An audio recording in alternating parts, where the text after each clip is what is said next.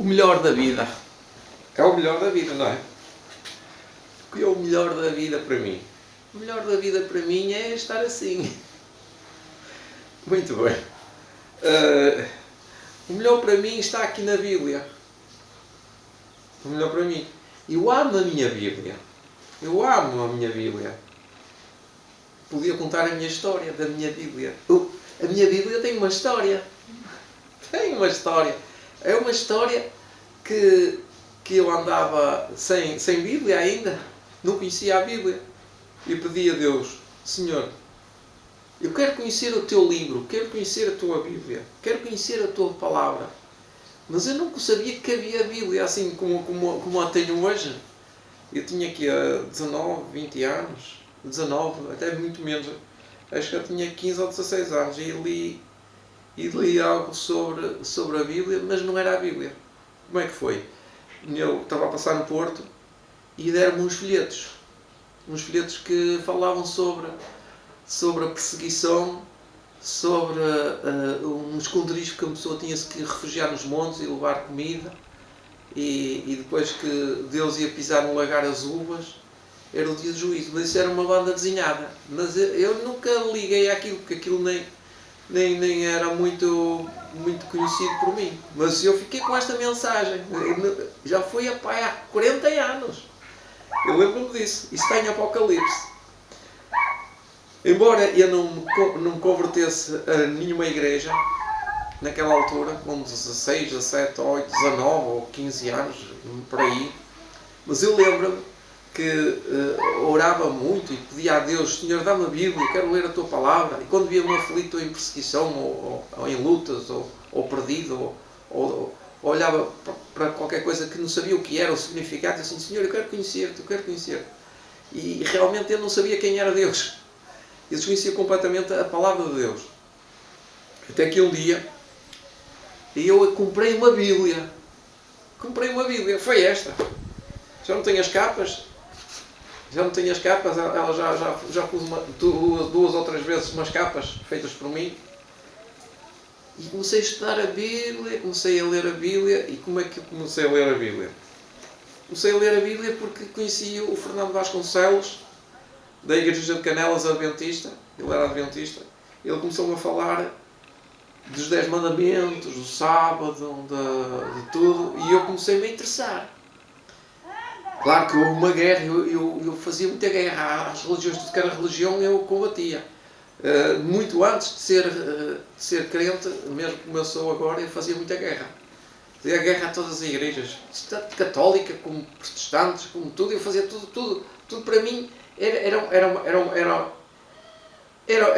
tudo errado, tudo tinha problemas. Até que um dia eu li na Palavra de Deus Apocalipse 7. Ainda me lembro. Apocalipse 7 para mim é um dos temas mais favoritos, e talvez o primeiro que eu tivesse estudado. Se lerem os anjos de Deus a guardar os 4 cantos da terra, o globo, guardar os ventos, até que hajamos assinalado nos servos do nosso Deus o sinal de Deus, dizendo: não danifiqueis a terra, nem o mar, nem as árvores, até que hajamos assinalado nas suas testas os servos do nosso Deus. Assinalar os servos do nosso Deus.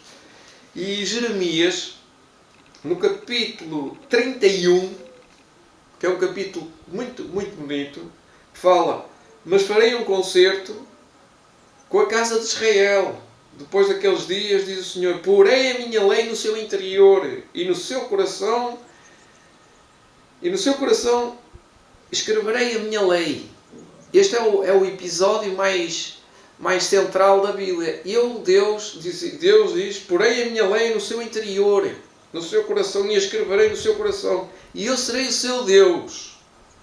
E eles serão o meu povo. Eu pertenço a Deus. Nós somos Israel espiritual. Mas como é que nós somos um Israel espiritual? Nós pertencemos a um povo que estuda a Bíblia, que estuda a escola sabatina e que tem o espírito de profecia. Temos 3 coisas muito fortes, que é: a primeira coisa é a Bíblia, Em segundo lugar, ou em terceiro, é o espírito de profecia. E em segundo ou em terceiro lugar, é a escola sabatina. A escola sabatina é fundamental para compreendermos o âmbito do programa de Deus, por exemplo, para o ano 2020. Ou como se deve lidar com uma situação de crise. E todos estes anos todos, estivemos a estudar Bíblia como trimestriário. Isso ajudou-nos. Compreendemos muitas coisas que está a acontecer na atualidade por aquilo que nós estudamos no Espírito de Profecia, na Bíblia, com a ajuda e principalmente com a escola sabatina. O que é que eu poderia contar mais da minha experiência?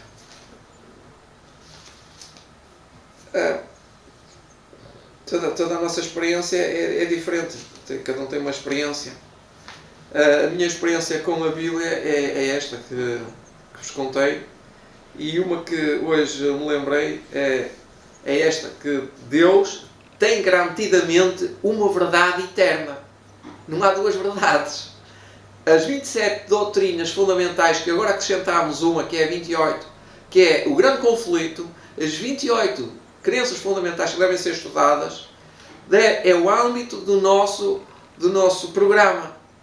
Não mais outra, nem menos outra. Muitos querem invalidar os mandamentos, invalidar o sábado, entrar pela imortalidade da alma e desmentir a mortalidade. E há outro assunto que está em voga, que ainda hoje oportunamente estudei, mas não me debrucei muito, foi sobre a Trindade. Há uma propagação da falsa teoria que Deus é Deus, Pai e Filho. E depois o Espírito Santo entra em conflito com Jesus. Não há duas sem três. São três. Só que as pessoas referem-se a Jesus como sendo o Espírito Santo. É uma complicação que muito simples pode-se resolver com textos bíblicos. Só que não adianta nada.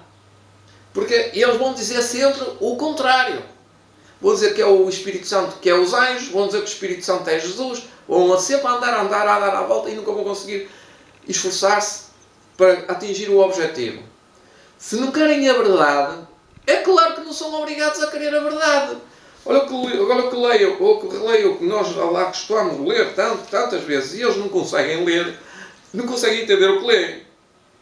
Diz assim: e dizendo sábios, tornaram-se loucos, e mudaram a glória do Deus incorruptível em semelhança da imagem de homem corruptível e de aves e de quadrúpedes e de répteis. Está-se a referir à apostasia.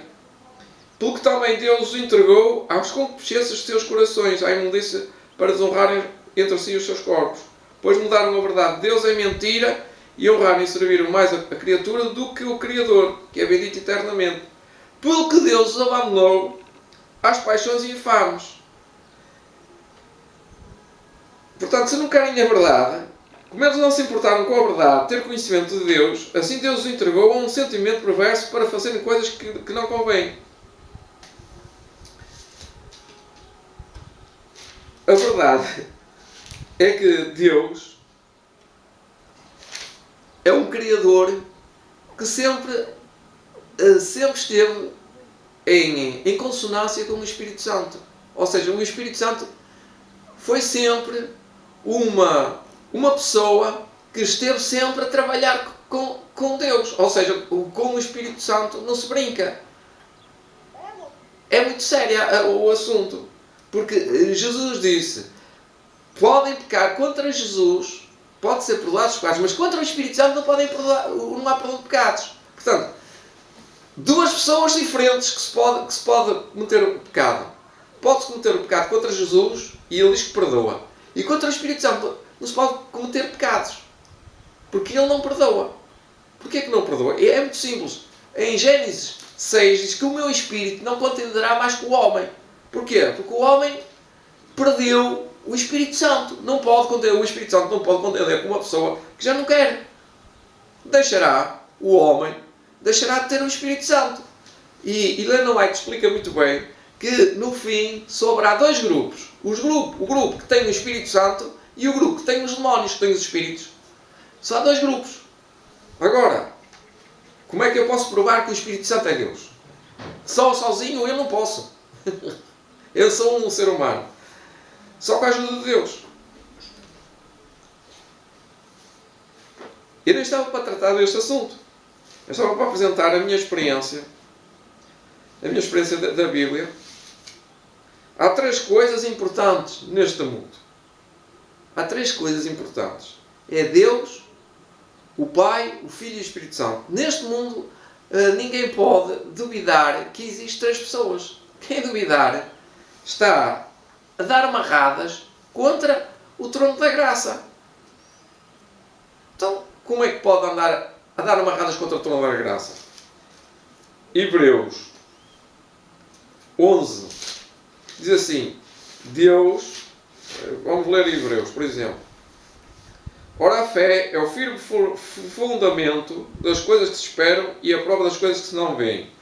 Porque por ela os antigos alcançaram o testemunho. Pela fé entenderam que os mundos pela palavra de Deus foram criados. Pela fé, de maneira que aquilo que se vê não foi feito do que é aparente.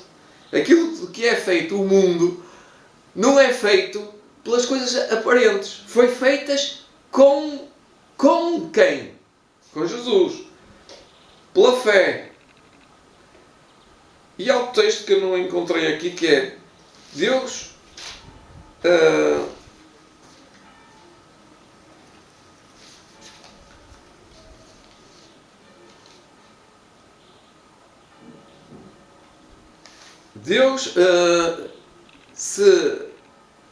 se vocês quiserem estar com Deus, não podem estar a dizer que estão com Deus sozinhos. Tem que estar com Deus, é o Espírito Santo.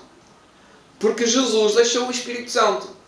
É a mesma coisa que ele disse: eu vou para o Pai. Ele disse assim: eu vou para o Pai e vou ficar lá em cima, como ser humano e como divino.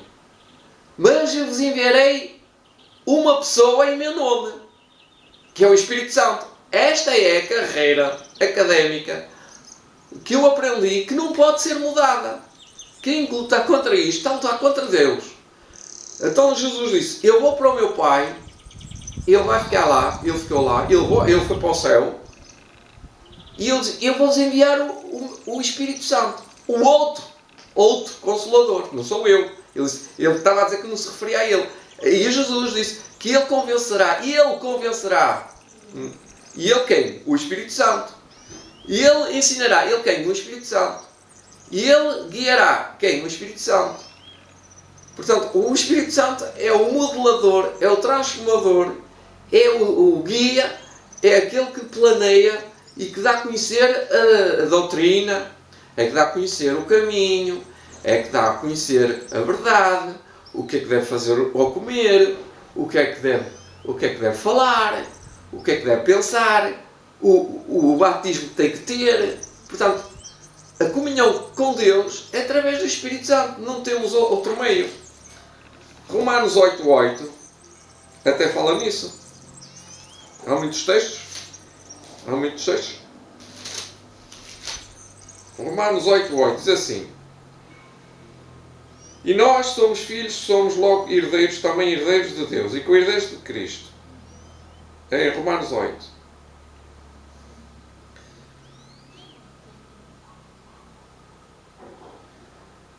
Porque não recebeste o espírito de escravidão para outra vez estares em temor, mas recebeste o espírito de adoção de filhos, pelo qual chamamos Abba Pai.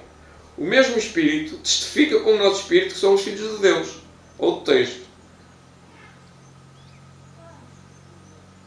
E sabemos que todas as coisas contribuem juntamente para o bem daqueles que o amam, que amam a Deus, daqueles que são chamados por seu decreto.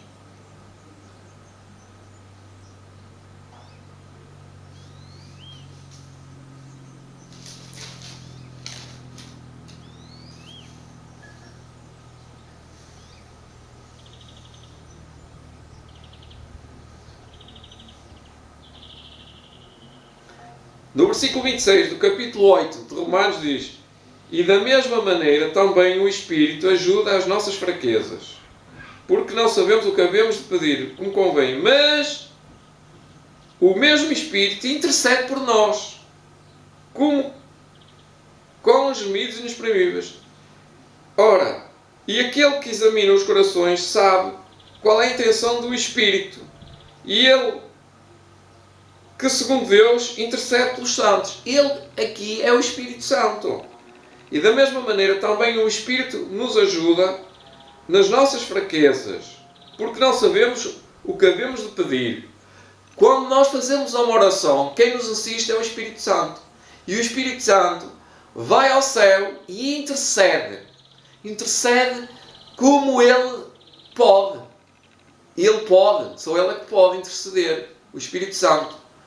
E ele diz, o Fernando, o Manelo, o António, o Joaquim, a Ana, a Carla, e ele precisa de salvação, ele precisa de cobertura, ele precisa de graça.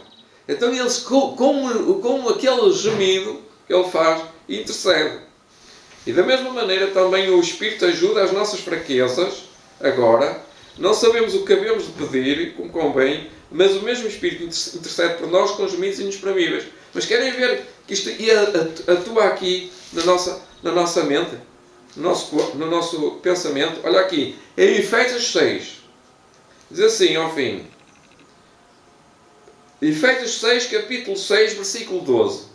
Porque não temos que lutar contra a carne e o sangue, mas sim contra os principados, contra as potestades, contra os príncipes das trevas deste século, contra as hostes espirituais da maldade nos lugares celestiais. Aqui está a falar de poderes espirituais, de maldade. Assim como nós estamos a lutar com Deus, não é? Também existe uma luta espiritual com anjos. Este refrão do versículo 12 é aqueles homens e aquelas mulheres, como eu e como tu, que estão a lutar no Espírito. E diz que temos que lutar, não temos que lutar contra a carne e o sangue, mas sim contra os principados, que é os anjos, os poderes das trevas, contra as potestades, contra os príncipes das trevas deste século. Ora, se existe uma luta espiritual contra os príncipes deste século, que é os anjos, então o Espírito Santo nos ajuda a livrar. Olha aqui o que diz aqui. A seguir. Portanto, tomai toda a armadura de Deus, para que possais resistir no dia mau, e havendo feito tudo, ficar firmes. Estai, pois, firmes, tendo cingido os vossos lombos com a verdade, e vestida a couraça da justiça, e calçados os pés na preparação do Evangelho da paz, tomando, sobretudo, o escudo da fé, com o qual podeis apagar todos os dardos inflamados do maligno. É uma luta espiritual. Tomai também o capacete da salvação e a espada do Espírito. Está aqui, no versículo 17. E tomai também a espada do Espírito, que é a palavra de Deus. Ou seja, o Espírito Santo diz assim, está escrito, nem só de pão viverá o homem, por exemplo, mas de toda a doutrina que sai da boca de Deus, de toda a palavra que sai da boca, que é a doutrina, que é o ensino, toda a doutrina. E a espada do Espírito, que é a palavra de Deus. Ou seja, a palavra de Deus foi inspirada pelo Espírito Santo. Outro texto, querem ver? Está lá também. Em 1 de Pedro, ou 2 de Pedro. Como é que foi inspirada a Bíblia? Parece que é 2 de Pedro. Agora é 2 de Pedro. Diz assim, e temos bem firme a palavra dos profetas, a qual vai fazer estar atentos, como a luz que ilumina o lugar escuro até que o dia esclareça, e a estrela da alva apareça em vossos corações. Sabendo primeiramente isto, que nenhuma profecia da Escritura é de particular interpretação. Agora reparem no versículo 21 do capítulo 1. Porque a profecia nunca foi produzida por vontade de homem algum, mas os homens santos de Deus falaram inspirados, reparem, falaram inspirados pelo Espírito Santo. Está lá a palavra, o título Espírito Santo é uma pessoa. Ou seja, o autor da Bíblia foi inspirado pelo Espírito Santo. O autor. Agora, o leitor é inspirado a receber a palavra pelo Espírito Santo. Pelo mesmo. O autor da Bíblia é o Espírito Santo. Agora, o que vem nos inspirar para compreender a leitura da Bíblia, para entender, é o Espírito Santo. Em nome de Jesus, é claro, mas é o Espírito Santo. É a terceira pessoa da divindade.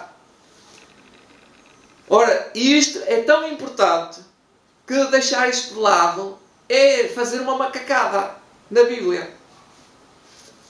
Amados, nós temos a revelação de Joel também, que é Joel 2,28.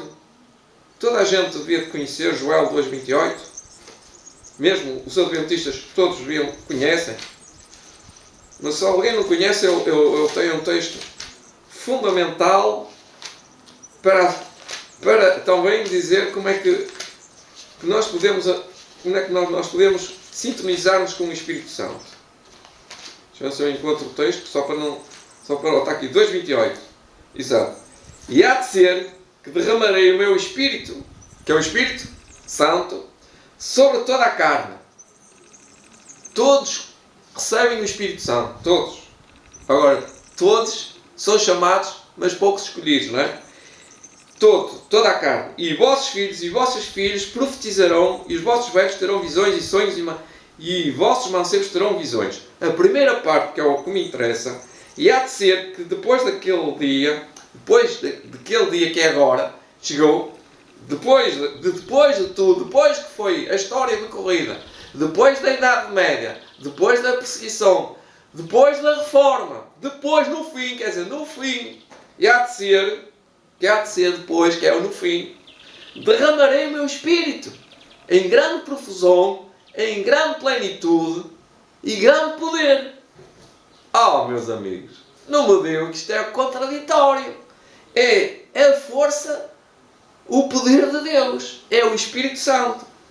É o próprio Deus. Nós não podemos estar com Deus, a não ser com o Espírito Santo. Não podemos ver Deus porque Ele é Espírito Santo.